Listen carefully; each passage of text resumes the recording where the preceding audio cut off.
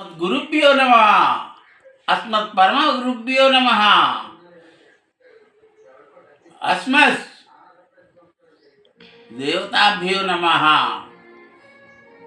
తల్లిదండ్రులను భక్తి శ్రద్ధలతో వాళ్ళు బ్రతికి ఉండగా పూజించాలా. అంతేగాని తల్లిదండ్రులను ముసలితనంలో ఇంట్లో నుండి పోండి అని చెప్పి ఎలగొట్టి వాళ్ళని దిక్కులేని వాళ్ళని కనుక చేస్తే మీకు జీవితాంతం పాపం చుట్టుకుంటుంది. ఈ వీడియోను మీరు చక్కగా వినండి. తెలివి తెచ్చుకొని మీ యొక్క తల్లిదండ్రులను మీరు సేవించండి. గురువులను గౌరవించండి. గురువు మనకు విద్య నేర్పుతాడు, మంచి చెడు నేర్పుతాడు. కాబట్టి ఆయన కూడా భగవంతునితో సమానం. భగవంతుడు కూడా మనం భగవంతుని ఏమని ప్రార్థిస్తాం? మంచిగా చదువు రావాలా, మంచిగా ఆరోగ్యంగా ఉండాలా, మంచిగా జీవితంలో పైకి రావాలా అని చెప్పి అనుకుంటాం. అయితే కొంతమంది భగవంతుడు ఇచ్చినటువంటి ఈ యొక్క అవకాశాన్ని దుర్వినియోగం చేస్తారు. ఎందుకంటే కొన్ని ప్రేమలలో పడిపోయి కొంతమంది తల్లిదండ్రులు ప్రేమ వివాహాలు చేసుకొని తల్లిదండ్రులను ఏమి లెక్క లేకుండా చేసుకొని వాళ్ళని ఎంతో బాధలు పెడతారు.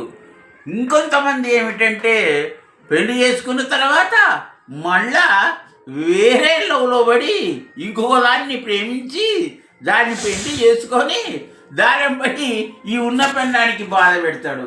కాబట్టి ఓ మనుషులారా, మీరు మానవత్వం ఉన్నవాళ్ళు కాబట్టి మానవత్వం ఉండి కలిగి మీరు ఈ సంఘంలో మంచిగా ఒక బ్రతకాలని చెప్పి ఉండాలని చెప్పి నేను నా మనస్ఫూర్తిగా మీకు తెలియజేస్తున్నాను.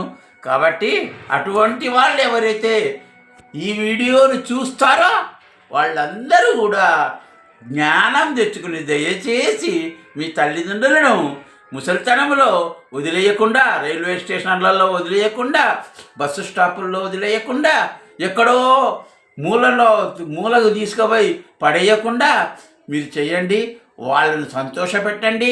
వాళ్ళని సంతోషపెట్టినట్లయితే మిమ్మల్ని దేవుడు చల్లగా చూస్తాడు. మీ యొక్క పిల్లలను కూడా చల్లగా చూస్తాడు. కాబట్టి ఈ సంఘం కూడా గౌరవిస్తుంది.